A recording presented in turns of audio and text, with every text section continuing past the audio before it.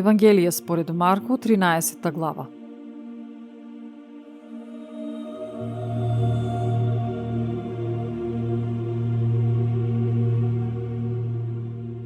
А кога излегуваше од храмот, еден од учениците негови му рече: Учителе, гледај какви камења и какви градби. Исус пак му одговори и рече: Ги гледаш ли овие големи градби? Ниту камен на камен нема да остане овде што не ќе биде урнат. А кога седеше на Маслиновата гора спроти храмот, го прашаа насамо Петар, Јаков, Јован и Андреј: Кажи ни, кога ќе биде тоа и кој е знакот, кога ќе се сврши сето тоа? Исус, одговарајќи им, почна да зборува: Чувајте се да не ве прелаже некој, зашто мнозина ќе дојдат во мое име, говорејќи дека сум јас, и ќе прелажат мнозина.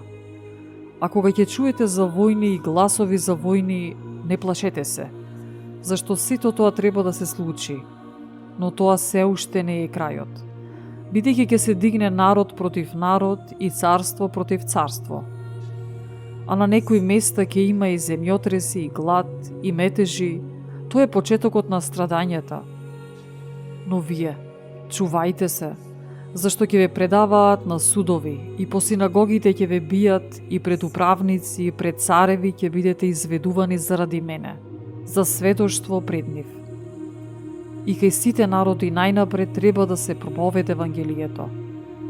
А кога пак ќе ве поведат за да ве предадат, не грижете се однапред што ќе говорите, ниту размислувајте, туку она што ќе ви се даде во тој час, тоа кажете го. Не сте вие што ќе зборувате, туку Светиот Дух.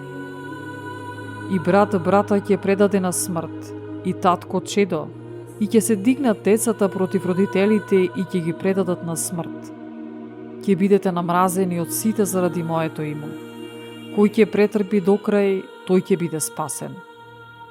А кога ќе видите дека гнасниот пустошник за кого говори пророк Даниил стои каде што не треба, кој чита нека разбере, тогаш оние што се во Јудеја нека бегаат по планините.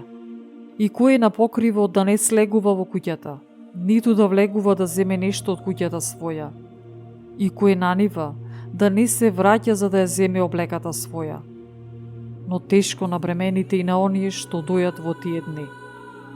Туку молете се, бегањето ваше да не биде во зима, зашто во тие дни ќе има неволја, каква немало досега од почетокот на светов, што го создаде Бог, а и нема да има. И ако Господ не ги скрати тие дни, тогаш никој не би се спасил, но заради избраните кои ги избра Тој, ги скрати дните. Тогаш, ако ви каже некој: Еве, овде е Христос, или не таму е, не верувајте, зашто ќе се појават лажни Христоси и лажни пророци и ќе покажат знаци и чуда, за да ги прелажат ако е можно избраните. Но вие, чувајте се. Ете, се однапред ви кажав.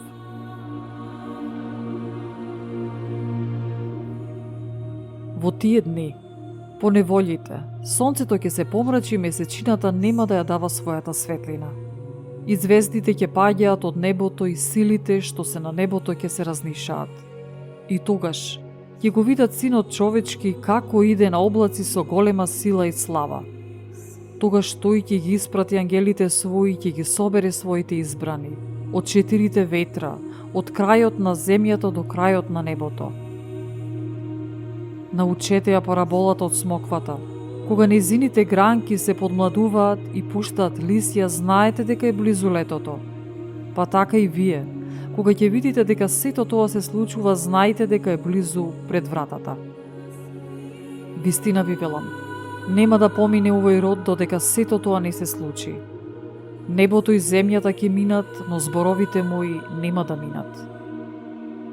А за тој ден и час никој не знае, ниту ангелите небесни, ниту Синот, а само Отецот.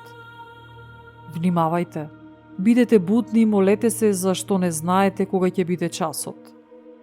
Како човек, кој заминувајќи остава куќата своја и им дава власт на слугите своји, секому своја работа и на вратарот му заповеда да биде буден. Бидете будни, зашто не знаете кога ќе дојде домаќинот на куќата, приквечер ли, или на полноќ, или петлите кога ќе пропеат, или наутро. Па да не дојде ненадејно и да не ве затече како спиете. Што ви зборувам вам, им го зборувам на сите. Бидете будни.